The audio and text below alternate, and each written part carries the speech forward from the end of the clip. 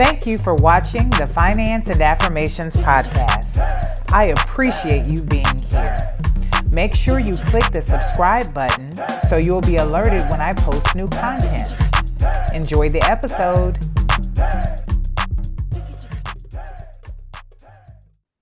Today, I have the pleasure of having Dr. Jay Zigmont with me. He has a PhD in adult learning from the University of Connecticut and is the founder of Childfree Wealth, a life and financial planning firm dedicated to helping child-free and permanently childless people. And Dr. Jay is also the co-host of the Childfree Wealth podcast. And one other thing that I wanted to mention is that he's been featured in Fortune, Forbes, MarketWatch, CNBC, and other many publications. So Dr. Zigmont, thank you so much for being here. Thanks for having me on. Well, for my first question, why child-free wealth? Yeah, so I was studying to become a certified financial planner, and the interesting thing to me, there was never a mention of being child free. So everything in finance world has like either pre-kids, post-kids, and the definition of child free to me is people who don't have kids, never going to have kids. And my wife and I happen to be child free, and I was like, well, maybe we're just weird. Maybe it's just the two of us. And we're two PhDs, so we're a little weird anyway. We sit around talking about research studies at night, but are we weird because we're child free or in the way we're living our life? And it turns out about 25% of the US are child free or permanently childless. So it's a huge population. Wow. Okay. And so did you coin that phrase or where did that come from? Oh, no. Child free is the community as a whole. There's actually August 1st, the International Child Free Day. So I'm not the one who made any of that up. Wow. Okay. Well, that just shows that I had not heard of that before. And so when you talk about child-free finance, what does that entail? Yeah. So when you talk about people who never going to have kids, it starts changing just about everything. So great example of this is most child-free folks don't want to pass on money into the next generation, or it's not a priority. The way I say it is my nephews get what's left over. They get, 10 grand, 100 grand, that's fine. But if I give them $1 million, I probably made a mistake somewhere. I could have give it to them during their life or help them out other times. It changes about everything. And the way we say it is living a life of child-free wealth means you have time, money, and freedom to do what you enjoy. Doesn't mean you're rich. There are people that are broke that are child-free just as much as others, but it is a different level of flexibility. It's a different way of living life. Okay, so then how is it different? Tell me just, my guess is, do you also counsel people who have children? I don't. So Wow, our okay. only clients are child-free folks. The only parents we take on right now are parents of our child-free folks. So, Got it. yeah. Okay, and so then what would you say is the biggest difference then between the child-free coaching and what you would do as a financial planner for someone who had kids? It changes just about everything in the financial plan. So it's like, it'd be like asking a parent to pick their favorite kid, which is the biggest thing. But, we have a program we call the 8 no baby steps, as opposed to the Dave Ramsey 7 baby steps. We have a different spin on it. But even if you look at the basics, buying a house is a choice for a child-free person, not a requirement. If you're going to move all the time, why buy a house? Right. My wife and I, she got offered a job 1,200 miles away. Packed up the dogs and the cat, put them in the Prius. Now we got 2 Mastiffs. You guys see 2 Mastiffs in the back of a Prius. That's kind of humorous, but we could just go. It's a different way of living life. It's not better or worse, not easier or harder. It's just different. Different. And so then, have you gotten any backlash at all regarding this? Okay. So I have more people praying for my soul than I know what to do with. Okay, let's be honest with that. We did a billboard in Times Square to celebrate Child Free Day because people don't know it exists, just like you just said. And we just put out some people's lives and kind of sharing what it was and the day exists. My favorite post, somebody on social media decided that we are a global psyop to depopulate the world. I'm like, yep, that's what I get up every morning. I'm like, yes, how do I I'm like, dude. Right. That is wow. And so then you get most of the pushback for those who have kids. Well, I never know. When I first started learning about child free, I actually found there's a child free subreddit, and Reddit's got its own challenges. Let's just be honest with that. Mm-hmm. And I posted an ad in there and said, hey, share with me what your child free life is like, because I just wanted to understand it. That ad got flagged as hate speech just for Wow. saying, "Tell me what your child free life is like." I'm like, what the heck? Like, I don't know how that's possible, but that's the type of pushback we get, and it's gotten worse in a post-Roe world. Okay, so then let's go back a little bit. Was Yeah, it always your plan to be child free? How did you kind of go through the steps to get here? yeah. So when my wife and I were dating, I found out she's got a 50-50 chance of dying if she gets pregnant.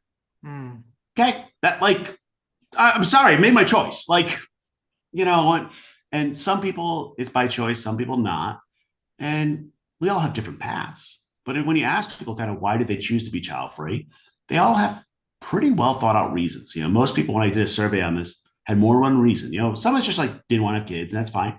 Some are like finance or the environment or politics or medical issues or psychological issues, trauma, like big issues to the point where what you find out is when you talk to child free folks, they put a lot of thought into the choice to not have kids versus the standard default choice. We call it the standard life script that says you go to school, you get married, have kids, you just do that thing.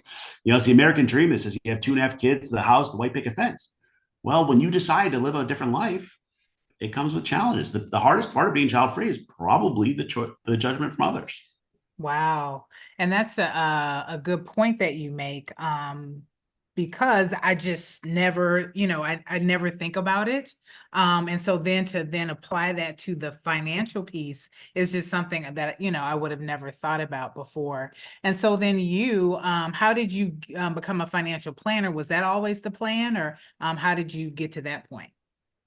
Yeah. So my background's actually, I'm not a finance guy by like training. What my background is actually in healthcare and academia. I was doing coaching. So I was doing executive coaching, life coaching, financial coaching, all that. And when you do financial coaching, you eventually figure out there's some weird legalese on what's the line between investment code and finances and how that works. Mhm. So I went and became a certified financial planner and started my own firm. I think, we call our stuff life and financial planning because the truth is people pay for financial planning. They Mhm. really need the life planning. Right. It's just kind of how it works. And especially with child free folks, and we have a thing we call the child free midlife crisis. So about 40, usually you see it somewhere around there, where you hit your personal, professional, financial goals. And then you're like, now what? Mm, I ask my clients, like, what do you want to be when you grow up? What's the next 40 years of your life like? And if you have kids, you kind of like put your goals onto your kids. I'm not going to say that's right or wrong, but like, Johnny's going to go to college and do this all. Well, you don't have that excuse, child free person. So it's like, so what's the point? Like, what are we doing? What's money about? What's life about? And it's those tougher questions that we have to answer earlier. wow. Okay. And so then you wrote the book, you're an author, The Child Free Guide to Life and Money. So did that come early in this decision to talk specifically with child free families, or when did the book come in? Yeah. So my first book, The Portrait of Child Free Wealth, came out of the research I mentioned from Reddit. It was just like sharing stories. And I did that. And I had a publisher reach out to me like, "Hey, do you have another book in you?" And I'm like, "Well, funny you ask." It's kind of like, and they had done a bunch of research on this, and it's Source Books, my publisher. They're owned by Penguin Random House, they're a big publisher. They did a lot of work on this. They found there's nothing. There's like Mm, no like, there's financial books for everybody. Like, I mean, there's right, you walk down the aisle, there's a whole bunch of them, right. but there's nothing for 25% of the population. And Mm, that's really interesting. When you look at the size, that 25% number comes out of a study in Michigan. That same study found that about 8% of the population is LGBTQ plus. So okay. we're 3 times the size of the community. And there's a lot of overlap between the communities, Hmm. but like a huge community that there's nothing. No one even addresses. Nope. Wow, well, talk about and I hope this doesn't sound flippant, but talk about like a niche with something that, people just again maybe aren't even thinking about. And so then you said you weren't really a finance guy. One of the things I typically ask all of my guests is, what's your financial education? How did you walk through the steps of finance to now get where you are? And now to also giving other people advice about finances. So I'm 46. And when I went to high school, the only thing they taught us was how to balance a checkbook, which is a Mhm. giant waste of time. Okay, let's be honest with that. Like, it just is. is it part of the home ec course? You also learn how to make blueberry muffins. Like Right. that was it. Mm-hmm. And coming out of high school, my father was a bus driver. My mother was to save most of her life, so we didn't have a lot of money and couldn't afford college. So I actually ended up going into the internet and working for a company actually out of New York City and got lucky. They went IPO, made my first million by the time I was 21. That's Mm. awesome. But if you give $1 million to a 21-year-old who has no financial sense, I spent it by the time I was 25. Wow. And I Okay. did some good stuff with it. I helped people with it, but like you just learn. You're like, I kind of probably need to learn something about this stuff. And it's interesting. I have kind of a weird path I come across. I'm like doing okay financially. And I got married, and my wife and I was one of those people that always had like a new car and always had a payment was always the same, always turned in every.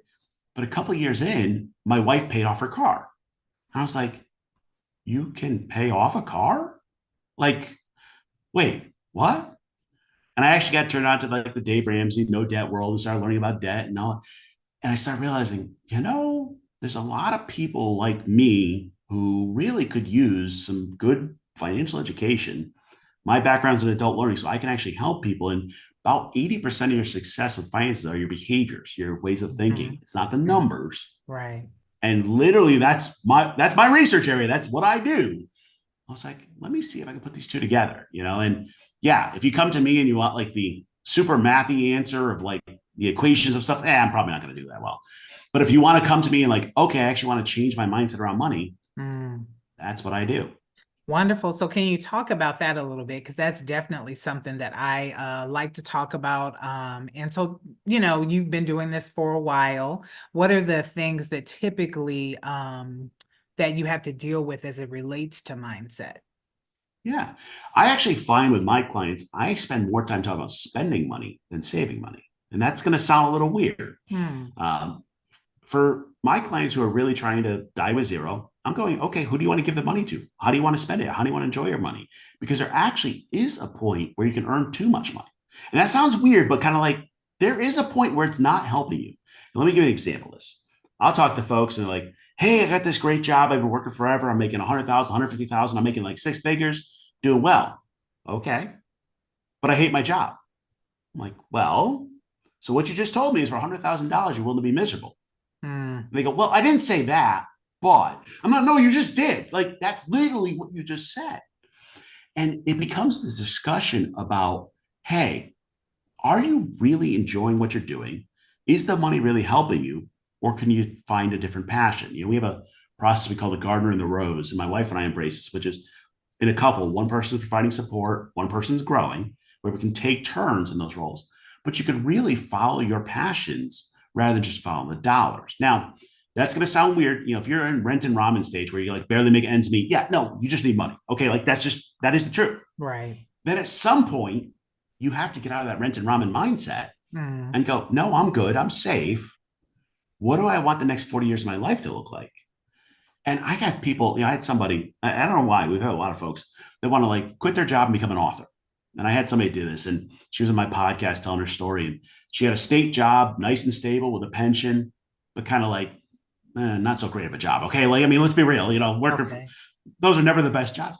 She quits the job, takes a sabbatical, ends up finding out she wants to write a book, writes a book. Now she's out, pushing it, trying to get it sold.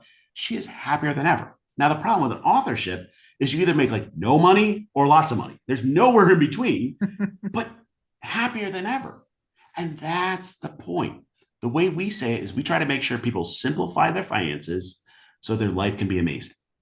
You don't need fancy finances. You don't need fancy and sexy investments. You need things that work so Hmm. you can focus in on your life. Wow. So then, going from that, can you talk to us a little bit about FILE, FILE? Yeah. So our clients tend to focus on this file lifestyle, which people talk about FIRE, financial independence, retire early. Well, what happens if you decide retirement's not the goal?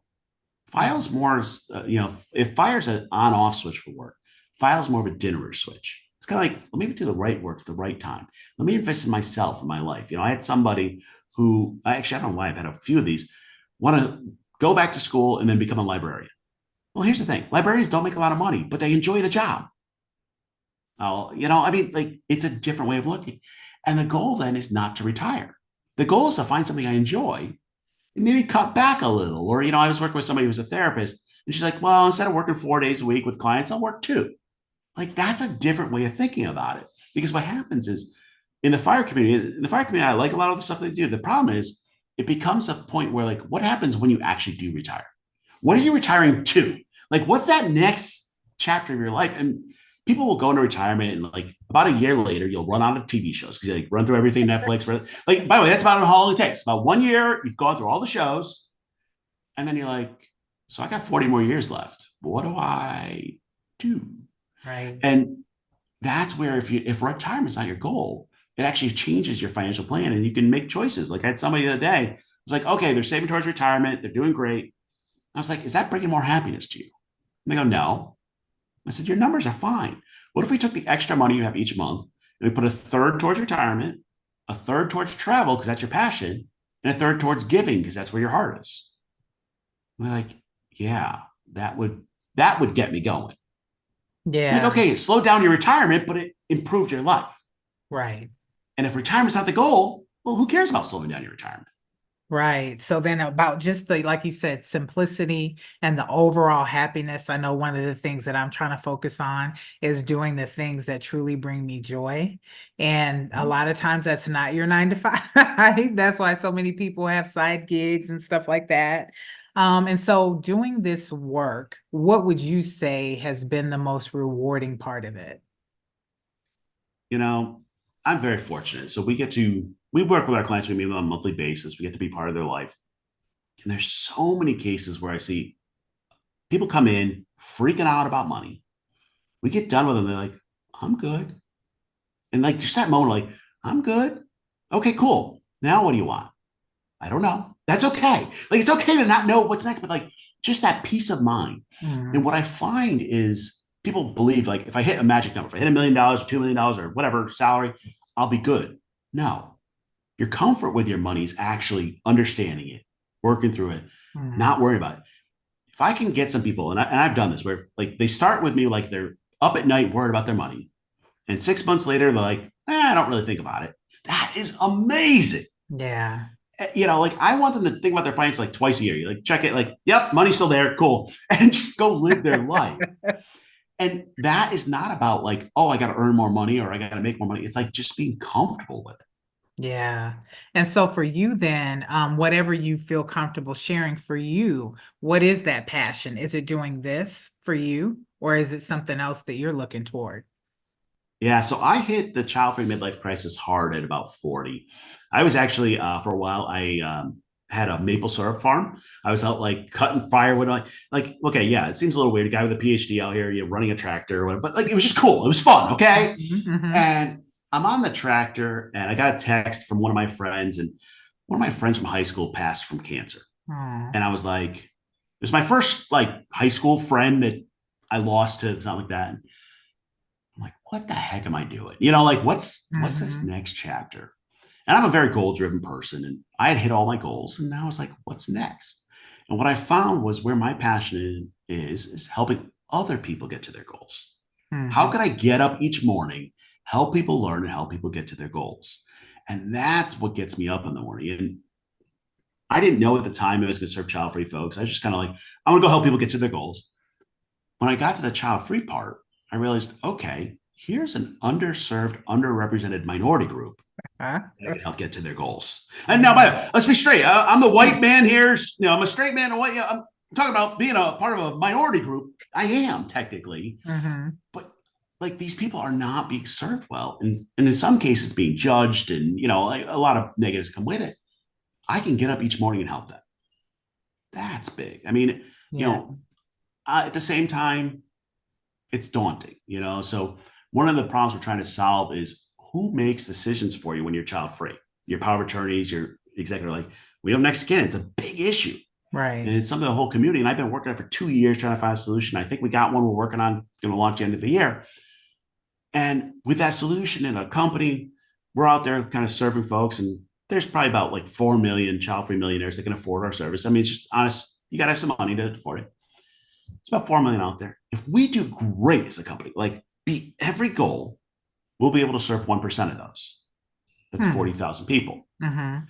Now, 40,000 people is a lot of people to serve, Mm-hmm. but it's still only 1% of the people that need help. Right. That's what drives me crazy. Like, Okay. so that's why I'm out there like doing these things and doing the books. I'm like, okay, I can do everything perfect Mm-hmm.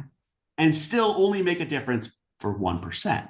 Now, Mm. here's the thing, I can make a huge difference for that 1%. It's Right. just like, it's the gap in the gain. Do I look at the 1% I served or the 99% I didn't? Like, Mm-hmm. that's Right. the hard part. Right. And I don't know, maybe I'll get there, but it's how do you really impact people's lives and help them?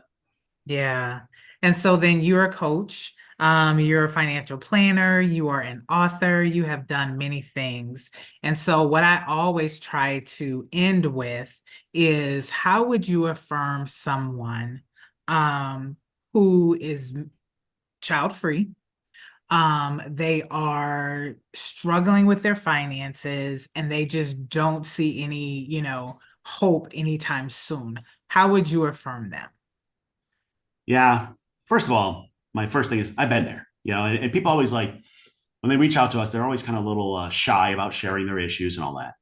And I say to them, like, look, maybe my first million was 21, spend minus 25. Can you make a bigger mistake than that? And they go, no. Okay. Well, then we're good. You know, Yeah. I, I make finances available, kind of accessible by humor, humility, and vulnerability. By just saying, look, we've all screwed up. Like we've Right. all been there. Mhm. I grew up. We got a Christmas gift and some shoes for school, and that's about it. Anything else Mhm. you wanted, you had to work for it. Yeah. You had to struggle, and by showing people, hey, other people have struggled and they did okay, it Hmm. makes a big difference. I think the reality check, though, is for most, it's hard. If you're struggling with debt, it's much easier to get into debt than get out. It's going to be a rough time for a period of Hmm. time, Hmm. but you got a long life ahead of you. Like, yeah. Yeah. And I'll have the conversation. So I have somebody in their 30s, and I'll say, okay, what is the 45-year-old version of you thank you for doing today? Hmm. And they're like, well, change the job or whatever, whatever. I'm like, cool, let's do it. And they're like, but I can't. Well, why?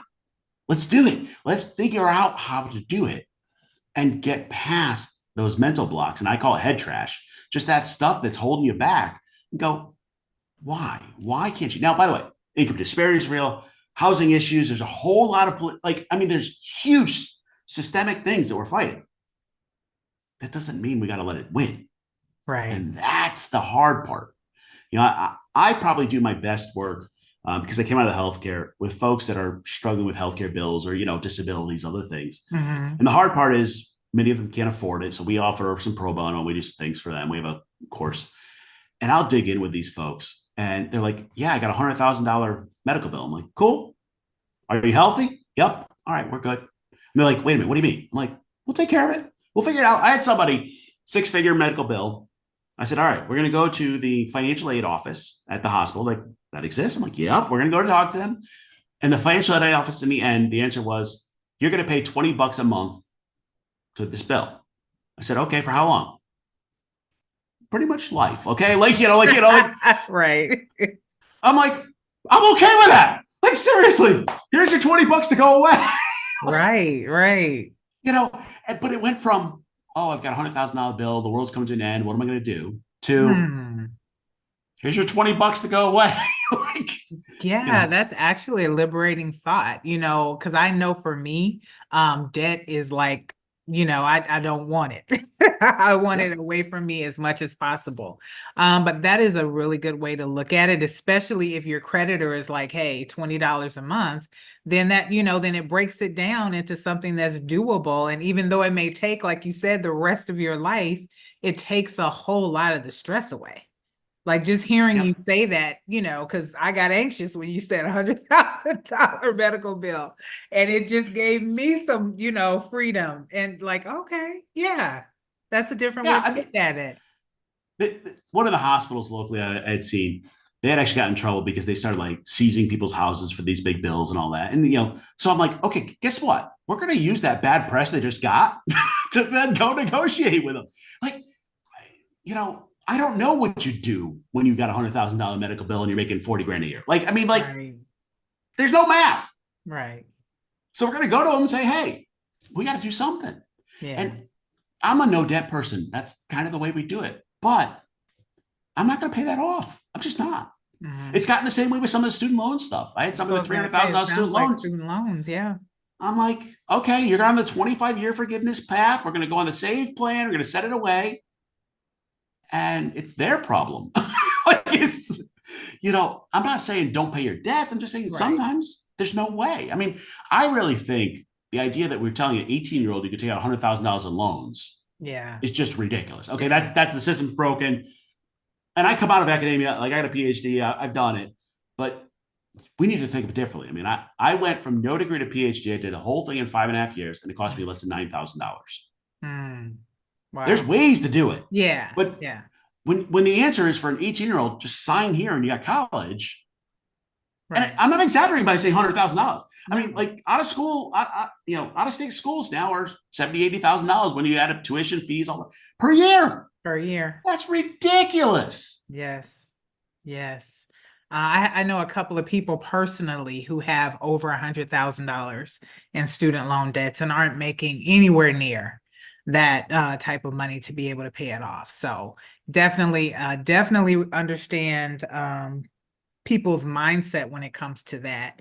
And I know that it can be depressing, but like you said, you just, you make your plan, you deal with it, and make sure that you're doing things that make you joy in the process. So is there anything about the work that you're currently doing that we haven't talked about that you want to share with us?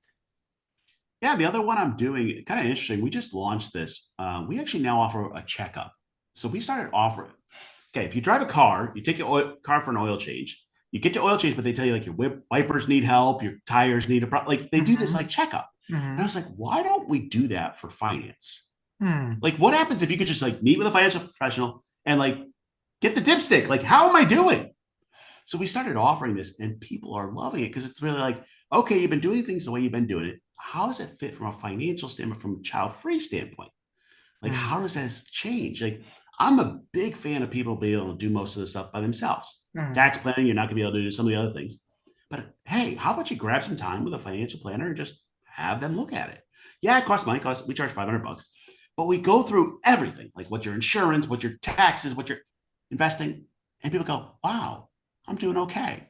Like, or oh, I got to work on that. Like, the areas. And somebody called what we do forced adulting. And I was like, I like that. Kind of like, I got to go get the physical I don't want to do. I got to like. Right. And it's like, if I had an adult look at my stuff, now, by the way, we're all adults, but let's be real. Like somebody look at it and go, you're doing okay over here. You need to work on this. It gives you a moment like, oh, I'm okay. I need to focus in. We've been working through this with people and just giving them a snapshot of like, here, red, yellow, green, kind of what's going on. And you see people go, I just had a meeting. I was watching, this person said, you're doing fine towards retirement. They're like, oh, I am?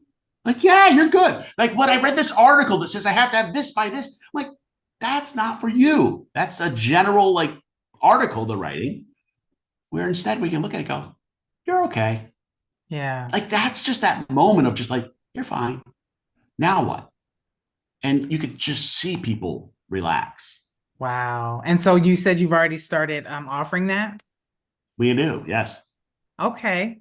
It has been a pleasure speaking with you, Dr. Jay Zigmont. And so all of your website and your book and all of that information will be in the show notes. Are you on, social media? Where can we meet you there or reach you there? Yep, childfreewealth.com, childfreewealth on all the socials, except for Twitter, because he says childless folks should not have a vote. Okay. I'm not gonna ask. I had to throw it out there. Your reaction was perfect. Okay. All right. Well, it has definitely been a pleasure talking with you today, and thank you again for being here. Thanks for having me. I hope you enjoyed watching the Finance and Affirmations podcast. If you haven't already done so, click the subscribe button. Until next time, blessings.